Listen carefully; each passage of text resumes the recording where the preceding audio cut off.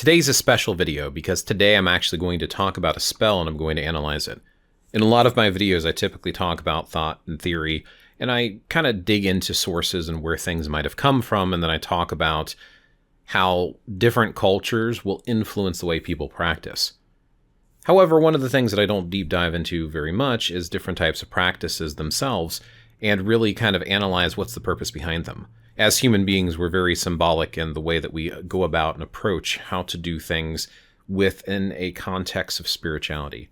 We have different types of customs and superstitions that we'll typically do in order to ward off evil or bad luck.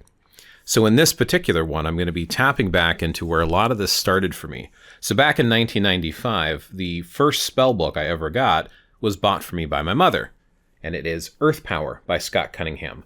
This is an old book. It has seen better days. It's kind of worn. I've got some bookmarks in here. And I think books like this and different ones by Llewellyn, publications in general, and different books by Scott Cunningham and different types of authors has probably influenced a lot of my earlier views on the spiritual world. So this particular book, like I said, is called Earth Power. And then there's this subtext over here, Techniques of Natural Magic. I'm going to be pulling up this spell that if you do have this book, you would want to turn to page 117 at the bottom. It's called the Send Back spell. And what it says here, if you feel that evil is being directed to you from known or unknown persons or entities, this spell can be utilized. Even if you don't know for sure that someone is trying to hurt you, perform this spell anyway, just in case. Set up a small, round mirror, not your magic mirror, so that it is leaning against the wall, or set it in a holder so the mirror is parallel with the wall. Before it, place a black candle in a plain holder. Be sure the candle is reflected in the mirror. Now get a large white candle and place it away from the mirror, preferably where it won't be reflected, and light it. This is done to ensure that the black candle doesn't attract any evil forces. Now, standing before the mirror and black candle, strike a match, and as you light the candle, begin chanting the following. Just begin chanting. I added in the following. Black, black, send evil back. Repeat this chant while looking at the candle for a few moments and then leave the room. After an hour, snuff the candle's flame. Without using your fingers, use a candle snuffer or a blade of a knife, and put it and the mirror away. Then quench the white candle's flame and place it safely out of sight. Repeat the spell for 7 nights or until you feel the evil is gone. This spell sends any evil forces which may be directed towards you back to the original senders. It is a defensive measure only.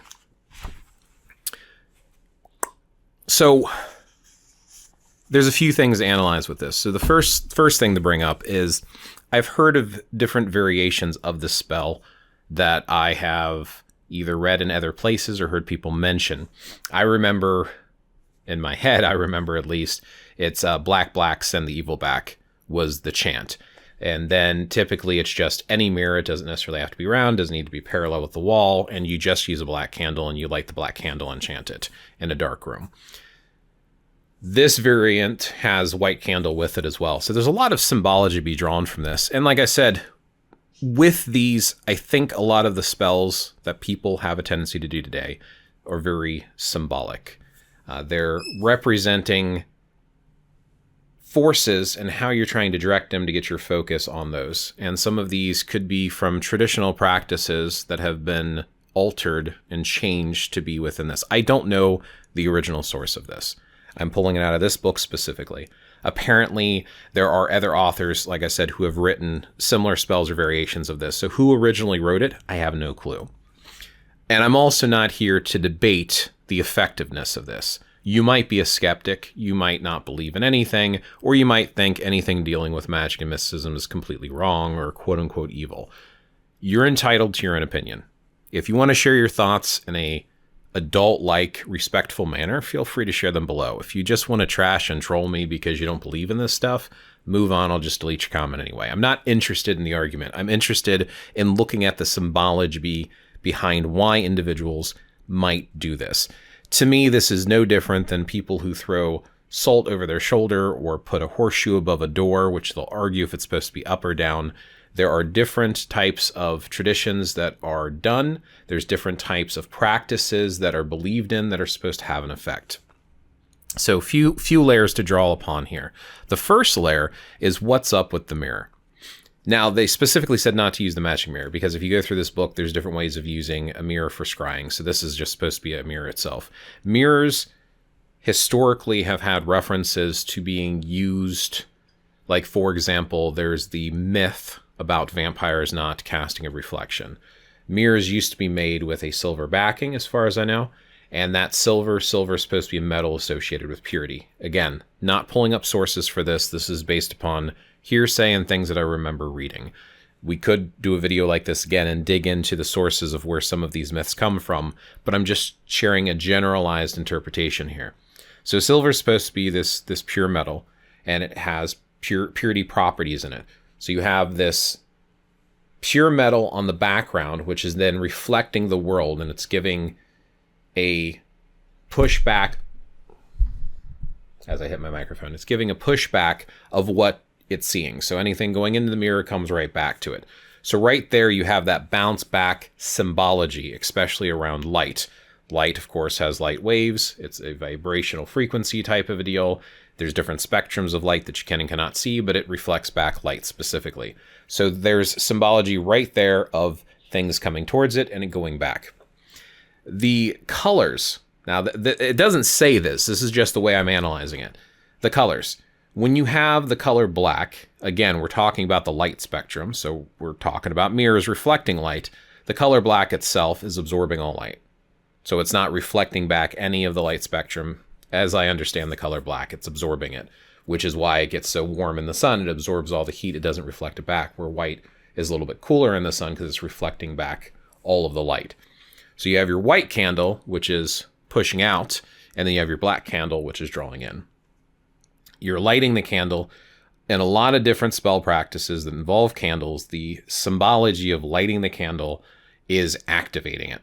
Not to mention the fact that it's burning it and it's pulling away and it's reducing it to not exist anymore, because the element of fire is doing the element of change and it's affecting that candle.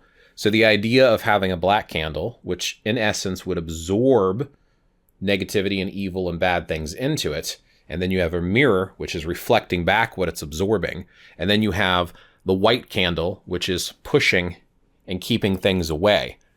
I think it's interesting to have the white candle in the background. As I'd mentioned, I've read other versions of this, or at least recall. I recall in my mind, and maybe I mixed it up in my own head, I recall other versions of just using the black candle. And again, the symbology of drawing in that evil negativity to that candle, which is going to absorb it, theoretically, like light waves. And then it's going to burn it away so it doesn't exist. And the whole time, it's going to be taking that mirror and reflecting it back. So the theory I have behind of why this spell might work, or why people might believe in it, is drawing the evil into one source, which will then be destroyed, and reflecting it back through the mirror. I do feel the necessity to draw out the caution that if anybody ever was to try this, leaving an unattended candle in your home is extremely dangerous and not recommended. So if you were going to do this in your home, I think it should be done outside on a stone at least, or in a bathtub, maybe even in a bucket of water. There's another element of purity, another element, fire and water, just in case. I don't think you should leave an unattended candle unless it's very, very safe, and even still, you are risking things leaving a lit candle in your house. The match versus a lighter. Just the wood and the spark of that flame coming from the tip of that match versus introducing all the gases from a lighter. Maybe, I don't know if it's so important, but specifically in this, Scott Cunningham is calling out to use a match, which is also interesting. Now you're adding in wood. So you have wood, you have air, you have flame, and if you were to add a body of water to be safer, then you would add another element in there. And in a lot of the Western philosophies on the 5 elements, especially in things that have to do with modern uses of spellcraft, a lot of people will associate the 5 elements with earth, air, fire, and water, and then spirit. So that's an interesting way to look at it potentially. So that's the way I analyze this. This is the way I think the symbology that they're trying to do here, like I said, is that reflection or pushing back. Different types of things you could do instead. If you had a polished piece of silver instead of a mirror, maybe that would work. Instead of a candle flame, maybe there's something else that you would use instead. Maybe you would have just like a black stone, maybe a piece of coal. And when you are done with the coal and the reflection into the silver, maybe you burn the piece of coal afterwards or bury it or something along those lines. There are different types of ways that you can manipulate this and make this your own. Maybe the chant is a different type of chant, something that is more meaningful to you to how are you activating this? In this case, you're calling out the color of the candle with the black, black, send evil back. So you're doing this little rhyme. For some reason, people like rhymes. It sticks in their heads and they feel like it flows better. In many cases, modern adaptations of spells also have a tendency to be poetic in some way, shape, or form, or have some rhyme elements involved in it. There's even in the New Age movements that have to do with Wicca, they'll have this like Wiccan read, and there will be this part that talks about speaking your spells in rhyme or speaking your words in rhyme. So there's this element of there as well. So it's an interesting thing to think about. Now, with that all being said, regardless of how you feel about spells, magic, and spellcraft, or even about the author Scott Cunningham, what are your thoughts when it comes to spell work on a whole? Have you ever seen this spell or variation of it? If you have seen a variation of it, I'd be interested in where you saw it and how it differs based upon this version. And is this something you have used or would ever consider using? Why or why not? Share your thoughts below. I'm always up for conversations. I just thought this would be an interesting veer off from my typical videos to kind of jump into one specific spell and kind of talk about it and just get, people thinking and ruminating about the different things that might be involved when trying to apply some form of spellcraft. So anyway, as always, I appreciate you watching. If you enjoyed this in any way, shape, or form, remember to interact with the video, thumb up, all that good stuff, and I will catch you in the next one.